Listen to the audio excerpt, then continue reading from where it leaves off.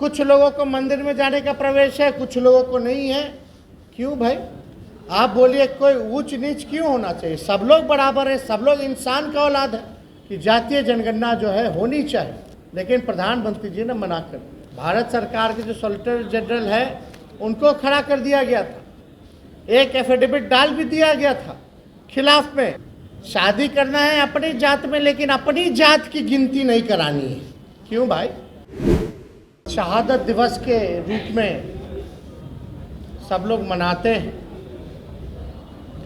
और शहीद जगदेव बाबूजी ने कहा था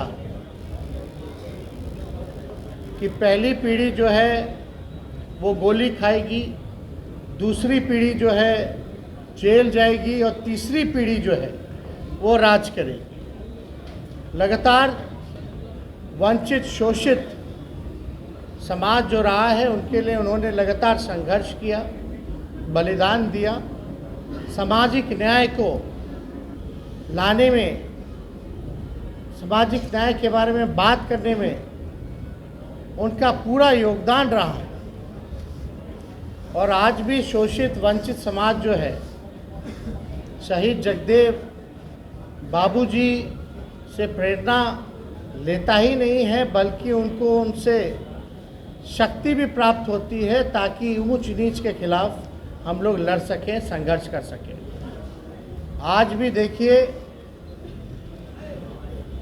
किस प्रकार से वर्ण व्यवस्था जो है भाजपा और आरएसएस के राज में पुरजोर तरीके से चाहते हैं लोग कि वर्ण व्यवस्था जो है स्थापित हो जाए। और हम लोग लगातार सामाजिक न्याय के लिए लड़ाई लड़ते रहे, गैर बराबरी के लिए लड़ाई लड़ते रहे, चाहे लालू जी हों, कर्पूरी ठाकुर जी हों, सभी नेता जो है यही चाहते थे कि सभी समाज जो अंतिम पैदान पे खड़ा जो समाज है उसको मुख्यधारा में हम लोग लेकर के आए। और पूरा कोशिश हम लोगों को किया गया दबाने के लिए, बदनाम करने के लिए। अगर हम लोग गैर बराबरी के खिलाफ बोलते हैं तो जातिवादी नाम दिया जाता है। किन किन प्रकार से लोग जो है जलील क्या करते थे कर्पूरी ठाकुर जी को, क्या क्या भद्दे भद्दे नारे ये भाजपा के लोग लगाते थे उस टाइम, हम सब लोगों को पता है। लेकिन आप सब लोग यहाँ उपस्थित थे। सबसे बड़ी बात ये होनी चाहिए कि आखिर कौन लोग जो हैं शोषित परिवार के हैं, इसका पता कैसे चलेगा? कौन लोगों को जो है दबाया जाता है, कौन लोग जो है गरीबी रेखा के नीचे रहते हैं, कौन लोग झोपड़ी में रहते हैं, कौन लोग जो है कचरा साफ करने का काम करते हैं, नाला साफ करने का काम करते हैं, कौन लोग है जो रिक्शा चलाता है, मजदूरी करता है। आखिर ऐसे लोगों को चिन्हित करके हम लोग जो है इनको मुख्य धारा में लाने का काम करें। तो इसके लिए सबसे ज़रूरी था काम यही कि हम सब लोग जो है जातीय जनगणना हम लोग कराएं। भाजपा की सरकार ने पुरजोर विरोध किया, पार्लियामेंट में मना कर दिया गया। इसके बाद जब हम विपक्ष के नेता रहे तब प्रस्ताव हमने रखा था विधानसभा में कि इसको लेकर के प्रधानमंत्री से चल कर के सर्वदलीय, बिहार में जितने दल हैं सब लोग चल कर के मिला जाए प्रधानमंत्री जी से। मुख्यमंत्री के नेतृत्व में, मुख्यमंत्री जी के नेतृत्व में हम लोग गए, अपनी बातों को रखा कि जातीय जनगणना जो है होनी चाहिए। लेकिन प्रधानमंत्री जी ने मना कर दिया। फिर ये हम लोगों ने फैसला किया कि राज्य सरकार अपने खर्चे पर कास्ट बेस्ड सर्वे कराएगी, क्योंकि जातीय जनगणना कराने का अधिकार संविधान में केवल केंद्र सरकार को ही है। तो इसलिए राज्य सरकार ने निर्णय लिया कि जातीय आधारित गणना जो है वो कराएगी। और हमें खुशी है इस बात की कि हमारी महागठबंधन की सरकार बनते ही इस काम में हम लोग लग गए और लगभग जो है जातीय गणना जो है वो पूर्ण, ये सबके सामने आएगा। और ये भी पता चलेगा कि आर्थिक रूप से कौन कमज़ोर है।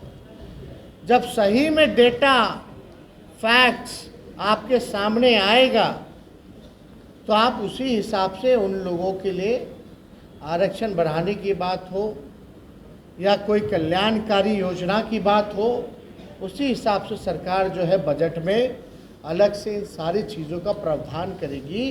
तो इससे पिछड़ों का, अति पिछड़ों समाज का काफ़ी लाभ होगा। और पहले से ही आप जान रहे हैं कि आदिवासी भाई, दलित भाइयों की गिनती होती रही और बाकी जो छूटे हुए लोग थे, पिछड़ा, अति पिछड़ा या स्वर्ण समाज के लोग, उनकी गिनती नहीं हो पाती थी।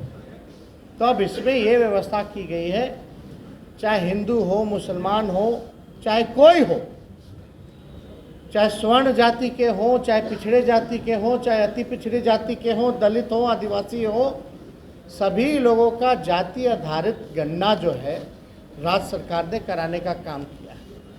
अब पता चलेगा कि कौन जाति का लोग जो है गरीब है, कौन जाति का लोग जो है कमज़ोर है, कौन जाति का लोग भूमिहीन है, कौन जाति का लोग जो है कचरा धोता है, कौन जाति का लोग जो है मजदूरी करता है, नाला साफ करता है, एक कमरा में बसर करता है, भीख मांगता है। ये सारा जानकारी जो है प्राप्त हो जाए।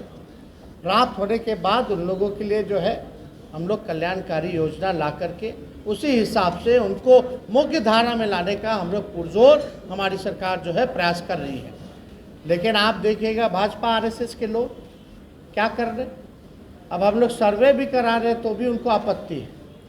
इधर उधर से कोर्ट में तो किसी को खड़ा करके कराता था विरोध, और अब बिहार भारत सरकार के जो सॉलिसिटर जनरल है उनको खड़ा कर दिया गया था, एक एफिडेविट डाल भी दिया गया था खिलाफ में। लेकिन हम लोगों ने हंगामा मिटाया तो दोबारा उनको जो है बदलना पड़ा एफिडेविट। तो साफ तौर पे ये दिखाता है कि चाहे पिछड़ा हो, अति पिछड़ा समाज हो, दलित समाज हो, ये भाजपा के लोग नहीं चाहते हैं इन लोगों को देखना।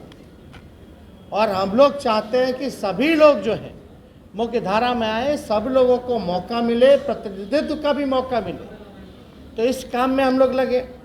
अब आप देखिएगा, ऊंच नीच की हम लोग बात करें, असमानता, गैर बराबरी की बात करें, गरीबी बेरोजगारी की बात करें, तो हम लोग को जातिवादी ठहरा दिया जाता है।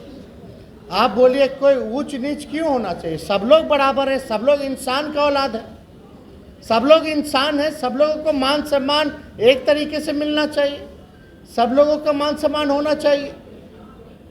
कुछ लोगों को मंदिर में जाने का प्रवेश है, कुछ लोगों को नहीं है। क्यों भाई? पहले क्या स्थिति हुआ करती थी? कुआं का पानी नहीं पी सकते, खटिया पे नहीं बैठ सकते, नया कपड़ा नहीं पहन सकते। अभी भी आप चले जाइए कई राज्यों में जहां बीजेपी की सरकार है, शादी में दलित परिवार का लड़का अगर घोड़ी पे बैठता है तो मारा पीटी करके उसको भगा दिया जाता है। पुलिस के प्रोटेक्शन में आप देखिएगा, पुलिस बुलाना पड़ता है तब जाकर के बारात निकाली जाती है। आज भी ऐसी व्यवस्था है। तो ये बीजेपी के लोग फिर से वापस हम लोगों को ढकेलना चाहते हैं। जो जगदेव बाबूजी ने जो शहादत दी, जो सीख दी, जो प्रेरणा दी, जो लड़ने की ताकत दी, उसको ये मिटा देना चाहते हैं। तो इसलिए हम सब लोग, चाहे पिछड़ा समाज हो, अक़लियत के लोग हों, अति पिछड़ा हो, दलित हो, आदिवासी भाई, सब लोगों को एकजुट होना पड़ेगा और इनके वर्ण व्यवस्था के खिलाफ हम सब लोगों को जो है लड़ने की ज़रूरत है। अब ये लोग, आप बताइए, ये लोग शादी जो अपने जात में करते हैं कि नहीं करते? लेकिन फिर भी ये जातिवादी नहीं है। शादी करना है अपनी जात में, लेकिन अपनी जात की गिनती नहीं करानी है। क्यों भाई? किस बात का डर है? और हम लोग अगर शादी दूसरे जात में, दूसरे धर्म में करें तो हम लोग जो है जातिवादी कहलाते हैं। हम लोग सबके बराबरी की बात करें, सबका मान सम्मान हो, ऊंच नीच खत्म करने की बात करें तो हम लोग जो है जातिवादी कहलाते हैं। तो इनके डिज़ाइन को हम लोग सब लोग जो है समझ रहे हैं, जान रहे हैं। और आप सब लोगों से यही अपील है कि आप सब लोगों को एकजुट होना पड़ेगा, नहीं तो ये लोग पुराना व्यवस्था वापस लाने का काम करें। अभी हम लोगों ने देश भर में गठबंधन बनाया है और उस गठबंधन का नाम जो है, नामकरण जो है इंडिया रखा गया है।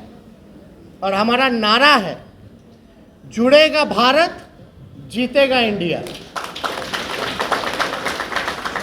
अभी जो राष्ट्रपति की तरफ से जो कार्ड बटाया जा रहा है, वहाँ प्रेसिडेंट ऑफ इंडिया लिखा जाता है, तो वहाँ इन लोगों ने प्रेसिडेंट ऑफ भारत लिखा है। अब भारत का संविधान अगर आप खोलिएगा, भारत का संविधान अगर अंग्रेजी वर्जन खोलिएगा तो उसमें लिखा होता we the people of India. वही अगर हिंदी में बोलिएगा तो हम भारत के लोग, भारत आता है और हमारे नारे में भारत भी है और इंडिया भी है।